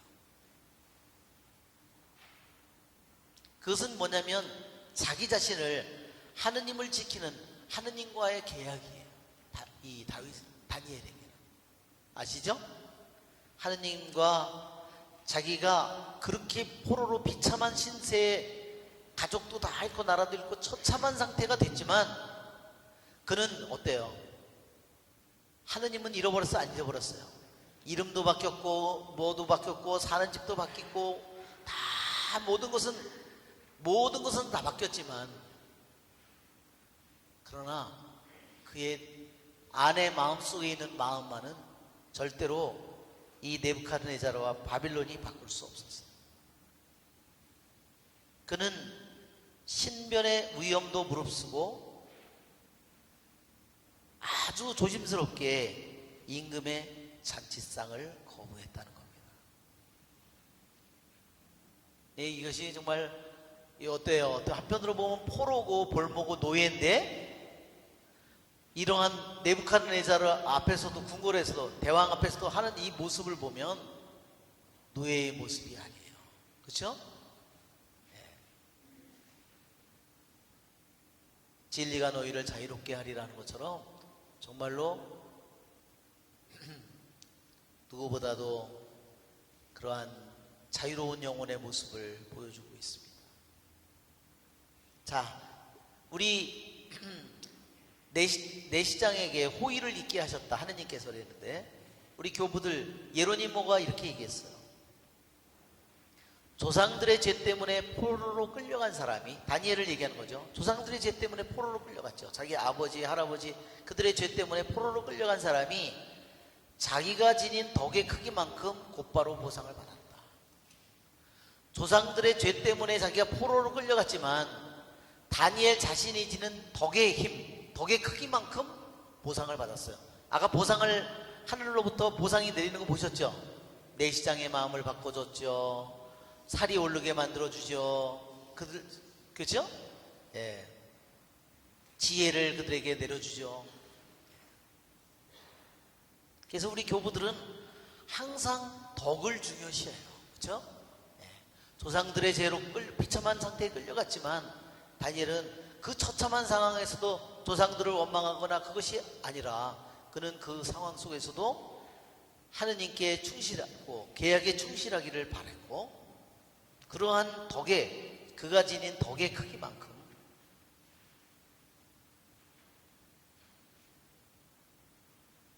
그래서 궁중에 하느님의 그러한 율법을 지키기 위해서 궁중의 산의 진미 대신에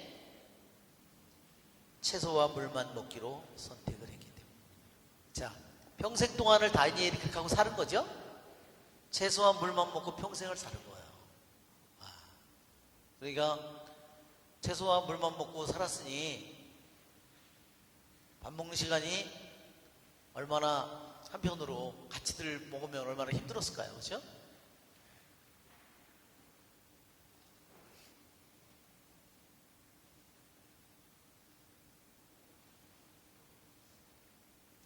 그래서 예로님은 그랬어요. 몹시 절박한 상황 속에서 이 다니엘처럼 거룩한 사람들이 믿지 않는 사람들의 사랑을 받았다. 그것은 왜요? 믿는 사람이 그랬다면 이해가 되지만 하느님을 전혀 모르고 믿지도 않는 사람이 어떻게 호의를 베풀었느냐? 그것은 하느님의 호의일 수밖에 없다. 하느님이 하신 일이라는 것밖에, 일일 수밖에 없다는 겁니다.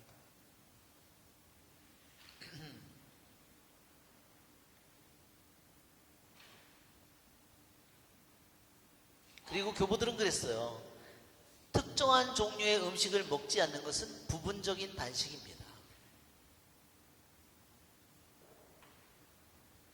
그리고 세비야의 레안데르, 세비야는 스페인이죠.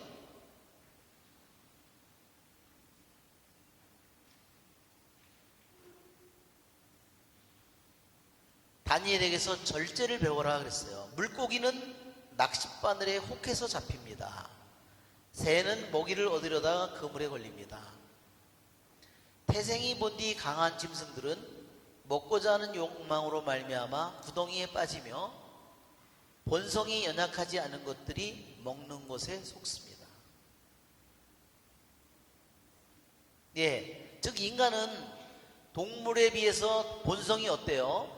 훨씬 더 뛰어난 본성을 가졌는데도 먹는 것에 쉽게 속는다는 겁니다.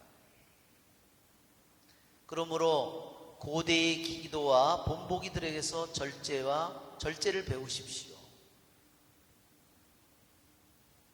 특히 루카복음 21장 34절, 우리가 항상 대림절에 많이 듣는 루카복음 21장 34절.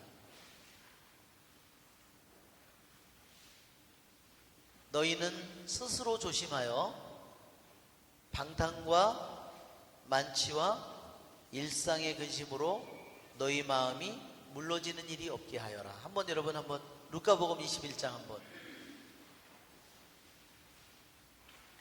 루카복음 21장 34절.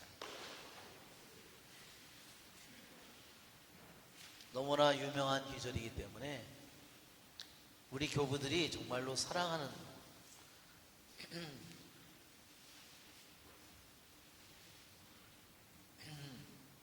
자, 너희는 스스로 조심하여 방탕과 만취와 일상의 근심으로 너희 마음이 물러지는 일이 없게 하여라 그랬죠? 이게 동방교부들을 그래서 네포파더라고 이렇게 부르는데, 네포라는 말이 뭐냐면 깨어있다는 말이에요. 깨어있음이라는 말이에요.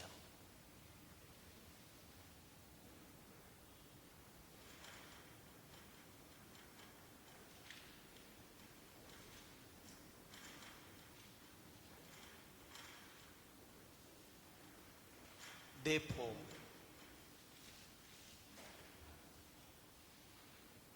그래서 동방의 영성에서는 깨어있음을 아주 강조합니다.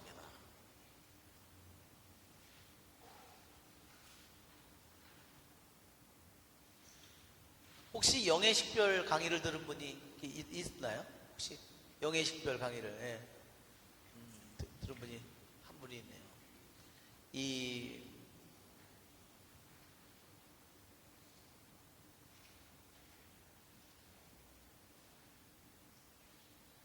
그래서 여기 보면 34절부터 36절까지 스스로 조심하라. 조심하라. 깨어 있어라.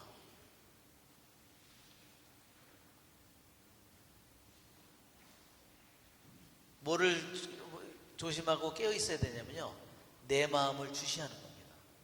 내 자신을 주시하는 거예요. 뭐를 깨워서 뭐를 보는 거냐면요. 내 자신을 깨워서 보는 거예요. 내 자신의 마음이 어디로 가는가, 어디로 향하는가. 나는 여기 있는데 지금 내 마음은 어디로 향해서 가는가, 내 뜻이 어디로 가는가, 내 감정이나 내 정감이 어디로 가는가, 내 뜻이 어디로 가는가, 이런 것을 지켜보는 겁니다.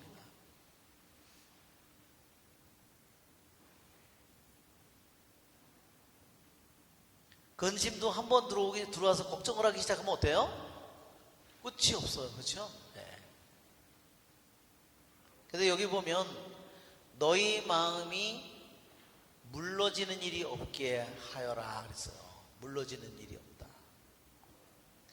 근데 이 물러지는 일이라는 것이요, 이게 원래 더 원어에 가깝게 번역하면요, 이것은 뭐냐면 물러지는 것이 아니라 너희 마음이 무거워지지 않게 하여라.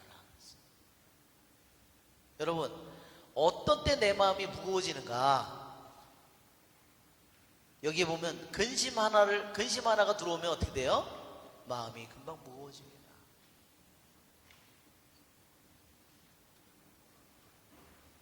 방탕만취, 일상의 근심, 이 세 가지가요, 우리가 매일매일 부딪히는 내 마음을.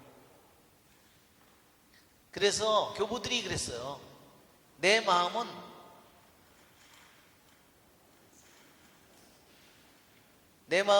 깃털과 같다 그랬어요. 내 마음이 하여튼 깃털과 같다 그랬는데, 교부들이 하느님이 인간의 마음을 만들 때요, 깃털처럼 만드셨대요. 그럼 어때요? 조금만 바람만 불어도 샥 날아오는 거예요. 그래서 마음이 어때요? 마음이 그냥 저절로 하느님을 참여하는 마음이 막 그렇게 되는데, 그런데 어떻게 됐을까요? 그러니까 마음이 우울해지고, 나중에는 마음이 표정도 없어지고 완전히 우울해지죠? 그것은 뭐냐면 이미 지옥을 사는 거죠. 왜 그렇게 될까요? 교보들이 그랬어요. 이 깃털과 같은 조금만 바람만 불어도 쉽게 하늘로 올라가도록 만들어진 인간의 마음이 방탕의 물로, 만취, 근심의 물로 이 털이 젖는다는 거예요. 깃털이 젖으면 날아오르게 할 수가 없다. 그럼 어디로 갈까요? 우리들의 마음이 하늘로 이렇게 올라가야 되는데, 분향처럼 연기가 막 올라가는데 내 마음이 어디로 가요? 가는 거예요. 그래서 내 마음이 올라가고 있는지, 하느님에게로 내 마음이 내려가고 있는지를 내가 봐. 그것을 내가 깨닫지 못하면 내가 어디로 가는지를 모르는 거예요. 이것은 뭐예요? 나의 내면의 모습이에요. 영광이 성부와 성자와 성령께, 성부와 성자 성령의 이름으로 아멘. 수고하셨습니다.